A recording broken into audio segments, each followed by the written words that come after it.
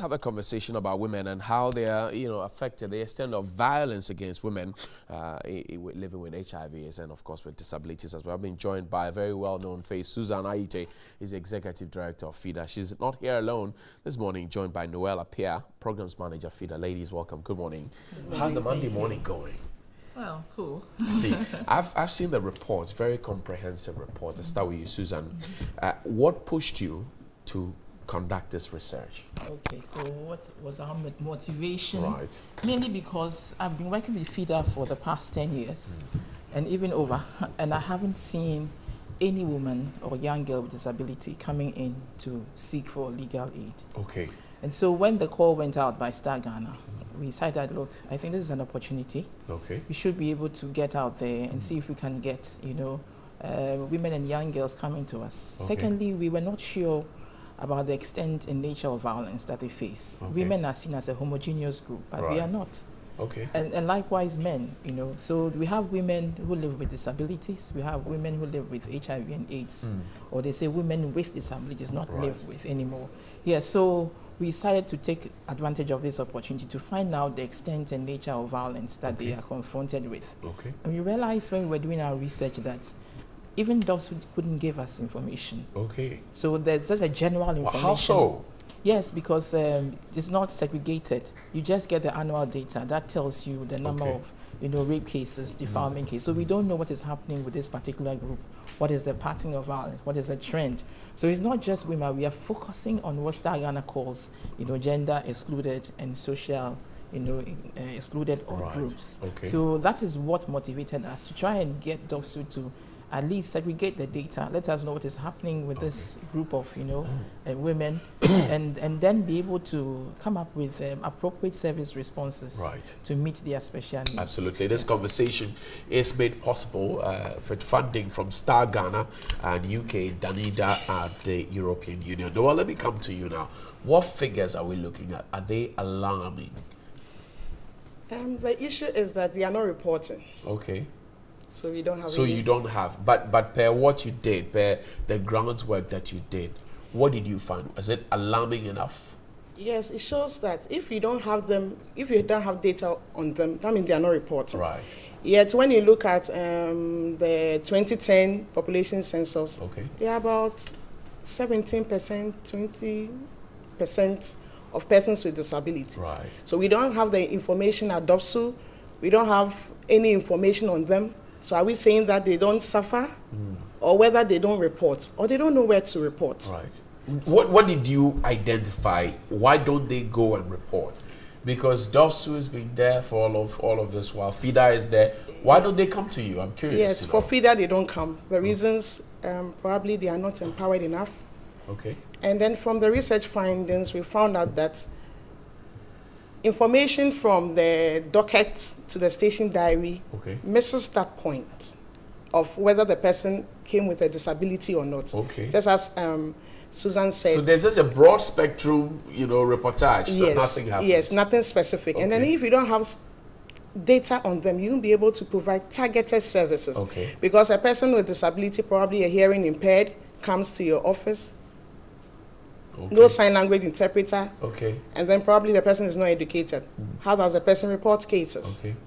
So this is the general issue. And then with the women living with HIV and AIDS, we realize that because of disclosure, they also will not be willing to avail information. to give the information. But again, from the finding, we realize that SHRAD has an online reporting where they can at least go there to report, and then nobody knows you, anonymous, then you can put your information there. So the thing is that if we don't have data on them to know the extent and nature of the violence they experience, we won't be able to provide targeted services. Susan, let's look at the methodology, for example, for this research. What does it look like? Where did we cast our net to? Good. Okay, so first of all, since DOFSU, was the main stakeholder that we were actually trying to get information from. DOFSU was one of the groups or the institutions that gave us, information. However, the researcher found out that she couldn't get information from 2010 to around about 2014. So she had to depend on the Ghana Federation of Disabled. Okay. And then she also went to, I think, Shraj. Okay. So Shraj was another place where she got information from. Okay. And I believe that in 2014, if you look at one of the, I think Shraj or GFD's, data or the graph, you find out that they had about 10 cases of discrimination. Okay. And then 5 rape. And I think they had about 9 that had to do with kind of like assault. Okay. So you found that's where they got quite some information from to make up with the lack of statistics from DOPSU. Yes.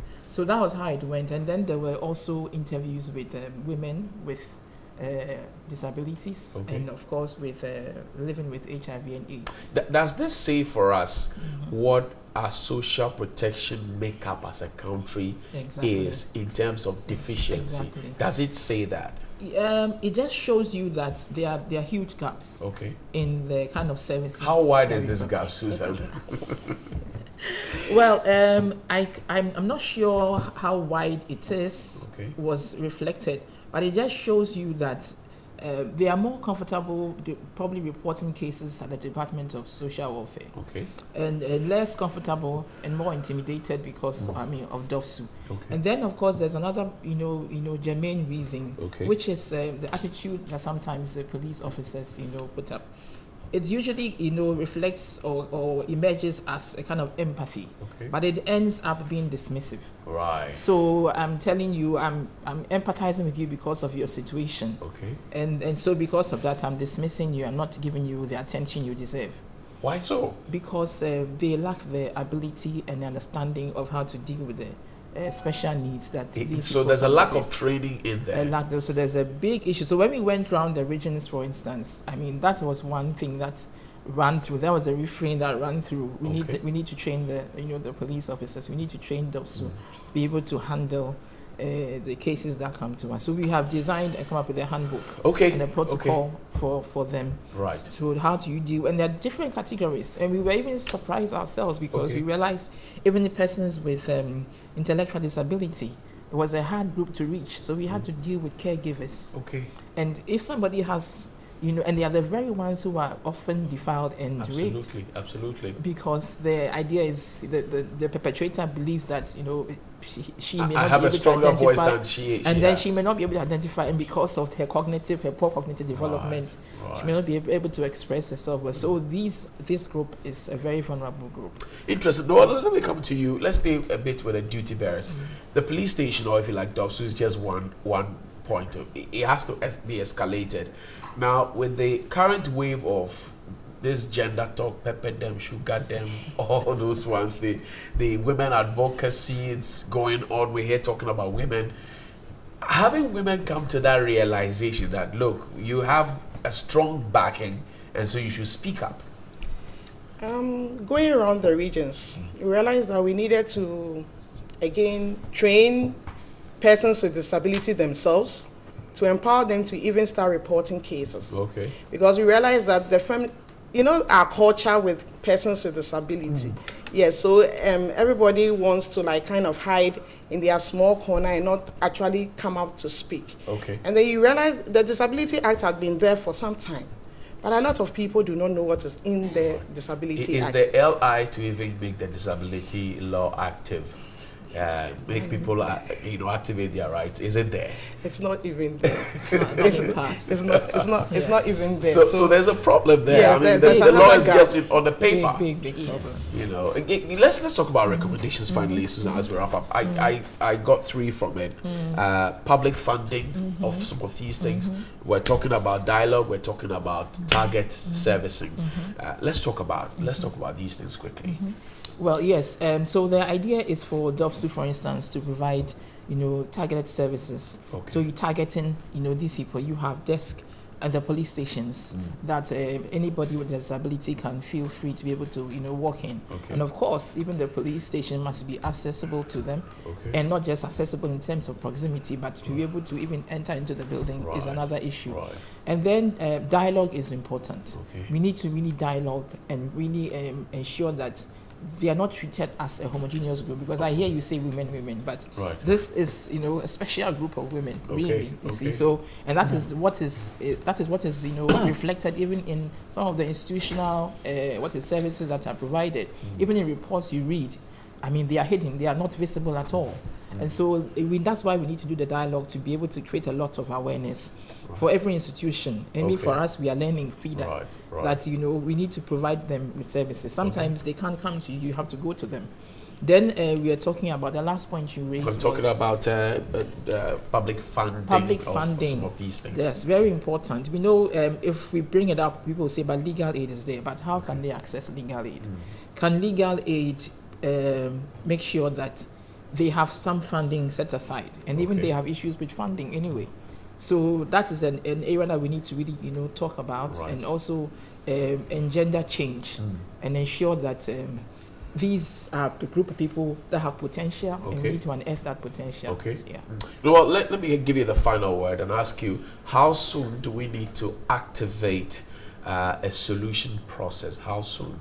We've seen the report, we've heard you speak. How soon do we need to hit the ground running? So we have started in the regions where we are working. We are working in Accra, in the Volta region, and then in the Brong-Ahafo region. So we've gone around to see in the Volta and in the Sunyani, the police hierarchy, how they should be, their data should be more inclusive. To include data on persons with disabilities, but they will be able to provide target services. We will also try to connect them to the Ghana Federation of Disability Organization, where they can provide them with like sign language interpreter when it comes to like hearing impaired and all that. So we have started, and then we have done protocols. So we'll share it around how all of us together can work together to. Did they speak about getting sign language interpreters, for example, at the police stations? Servicemen and women in uniform stationed at the police station. Did they talk about that? For now, I think one region they had one person, but for now there is a big issue.